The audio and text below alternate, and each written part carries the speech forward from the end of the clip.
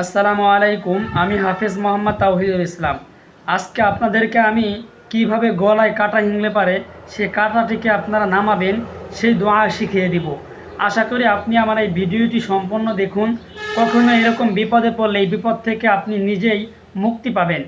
দেখুন, আমরা অনেক সময় খানা খাইতে গিয়ে, মাছ খাইতে গিয়ে গলার মধ্যে কাটা বেঁধে যায়। সেই কাটাটি কোনোভাবেই আমরা নামাইতে পারি না। বিভিন্ন ডাক্তারের কাছে যাই, অনেক সময় তারাও নামাইতে পারে না। আমরা অনেক বিপদের সম্মুখীন হয়ে যাই। আজকে আমি আপনাদেরকে ছোট্ট একটি দোয়া শিখিয়ে দিব।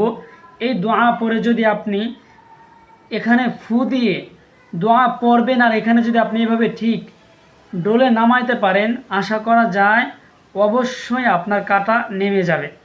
দোয়াটি হলো লা ইয়ামাসসুহু ইল্লাল মুতাহহারুন, সূরা ওয়াকিয়ার মধ্যে আছে।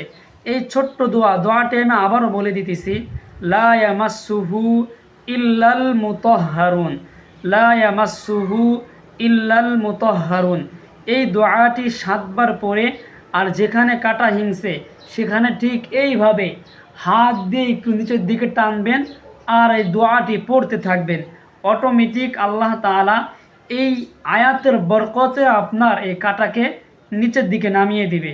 তো সকলেই ভিডিওটি সেভ করে রাখতে পারেন, বন্ধুদের মাঝেও শেয়ার করে রাখতে পারেন। সকলেই ভালো থাকবেন, সুস্থ থাকবেন। খোদা হাফেজ।